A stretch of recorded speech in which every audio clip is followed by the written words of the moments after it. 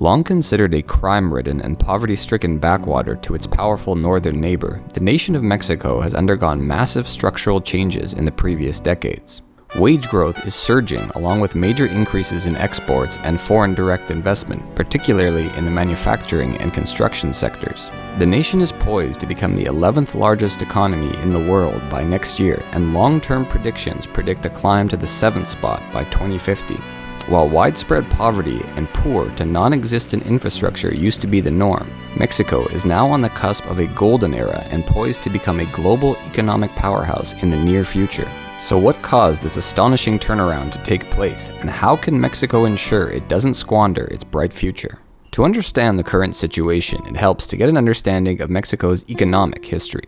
For centuries, the nation's economy revolved around resource extraction and agriculture. The nation is exceptionally rich in silver, which was mined as early as the pre-Columbian period. Tenochtitlan overlords demanded tribute in silver from their vassals in Guerrero, Oaxaca, and elsewhere. While Spanish conquistadors were primarily interested in gold, Mexico's abundance of silver meant that the quantity of silver extracted dwarfed that of gold. Between 1492 and 1560, 100 tons of gold was shipped back to Spain, compared to an astonishing 25,000 tons of silver by 1600. Silver mining became widespread throughout the Spanish colonial period and formed the backbone of New Spain's economy. This was disrupted following Mexican independence in 1821 as the Spanish refused to supply much-needed mercury for the silver mining process to the newly independent state. What followed was a period of political and economic chaos with numerous regional uprisings, coups, and rebellions. This period was so tumultuous that between 1824 and 1876, Mexico would go through an astonishing 38 rulers and 7 different forms of government, including the First Federal Republic, the Centralist Republic, the Second Federal Republic, 2 rival governments during the Reform War, the Second Mexican Empire, the brief French monarchy of Maximilian I, and the restored Republic.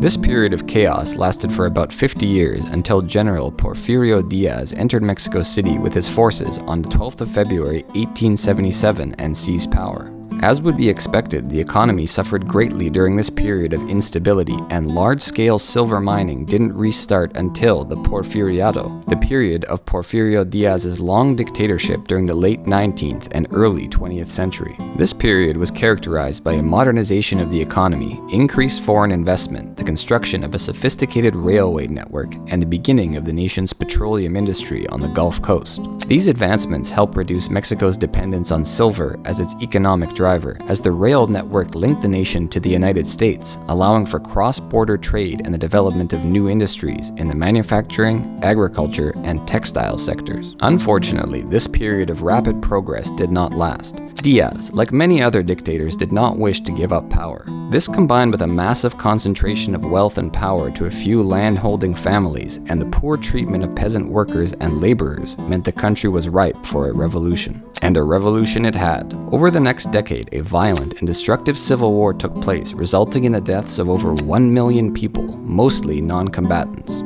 It goes without saying that the economy suffered greatly during this period, and much of the progress made during the previous period of stability was undone. What came out of this bloody struggle was a new political system with uncontested rule by a single party, the Partido Revolucionario Institucional, or simply the PRI.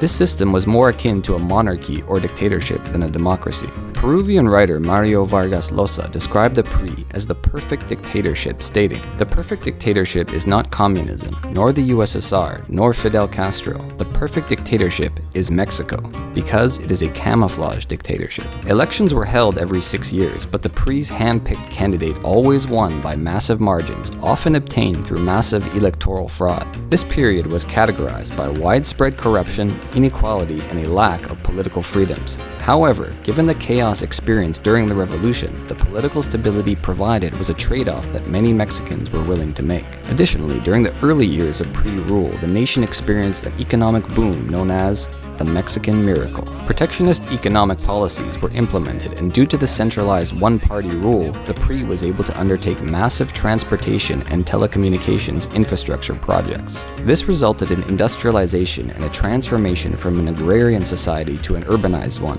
Between 1940 and 1970, the nation's GDP increased 6-fold while the population doubled in size. and for as long as this economic boom lasted, people were generally content with the system. However, by the 1970s, the downsides of centralized one-party rule and protectionism became apparent. Major wealth inequality was the norm, with party insiders and connected businessmen becoming fabulously wealthy while workers languished in poverty. Additionally, technological shortages, underdevelopment, and the lack of foreign competition led to economic stagnation. Fortunately for Mexico, despite these internal shortcomings, they were about to be saved by an external force that no one could have predicted: the rise of OPEC.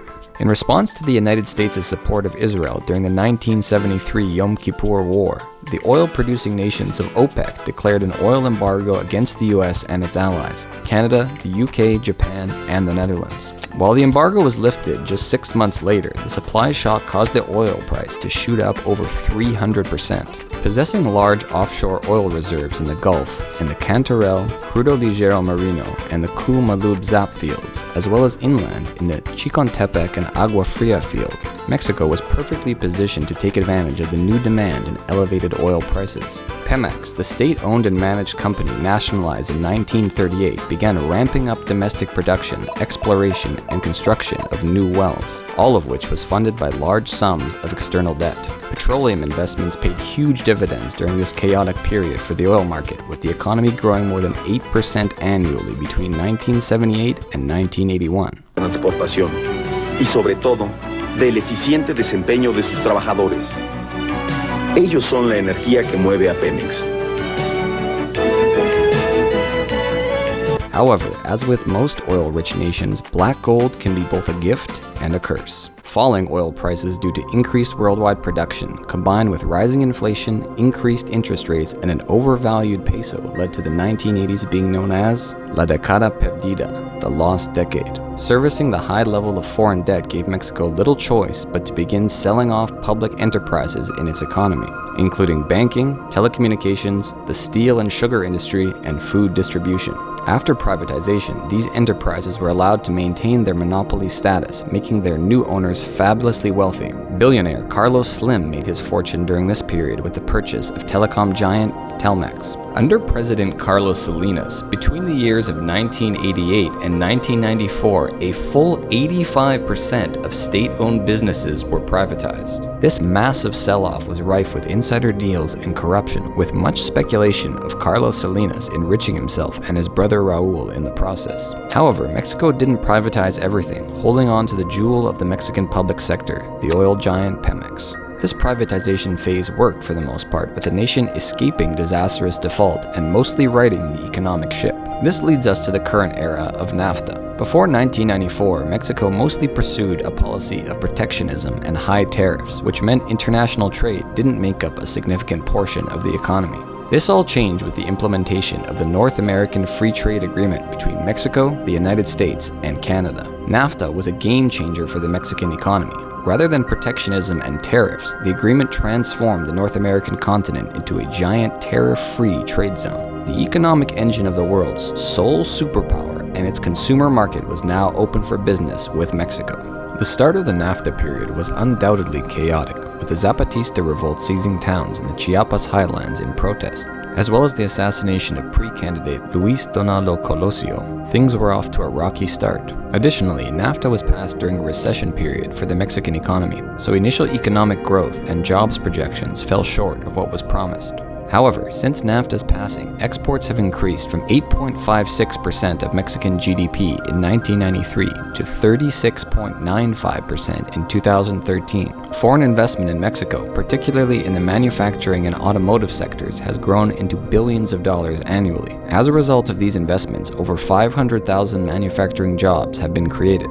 Of course, the slashing of tariffs between the three nations meant that some industries suffered. In Mexico's case, the agricultural sector was particularly hard hit. Small-scale rural farmers could not compete with the large-scale subsidized corn produced in the US, resulting in many leaving the industry in search of alternate employment. Despite these challenges, NAFTA has fundamentally transformed the trade landscape on the North American continent. 88.66% of Mexico's exports go to the United States, and in turn, Mexico is now the United States' largest trade partner as of 2023, beating out the previous top partners, China and Canada. For better or for worse, Mexico's economic fate is now inexorably tied to its neighbor to the north. Save for the discovery of oil, nothing has changed the landscape of Mexico's economy as much as its manufacturing sector. Sharing a land border with the world's largest consumer market and possessing a young and capable workforce with a relatively low cost of labor, Mexico is uniquely positioned to become a manufacturing powerhouse. Factories previously manufacturing goods in China, Japan, South Korea, and Europe have been flocking to northern Mexico at breakneck speed.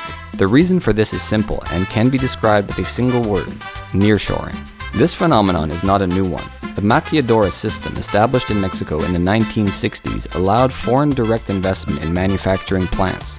This enabled manufacturers to benefit from tax advantages while taking advantage of the low cost of labor. When NAFTA was implemented, the growth of these factories exploded. Car manufacturers including Toyota, Kia, Ford, Volkswagen, BMW, and more opened facilities in northern Mexico. Then came the electronics manufacturers: Samsung, Sony, LG, GE, and 3M. The growth of Mexican manufacturing has been nothing short of phenomenal. In the 5 years preceding NAFTA, 564 new plants opened. In the 5 years following, 1,460 plants opened. Initially, this growth was limited to the northern border states, but has since spread throughout the country. Since 1996, they have been the second largest industry in Mexico behind the petroleum industry.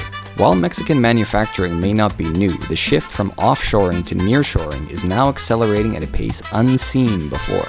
Much of this is due to the United States' trade war with China. The future of manufacturing in China remains uncertain, with looming tariffs, rising labor costs, and political uncertainty over Taiwan. Additionally, the hourly wage for manufacturing workers in China is now $6.50, compared with $4.82 in Mexico. Even if all of these issues with China were solved, Mexico possesses another advantage impossible for China to compete with: lead times.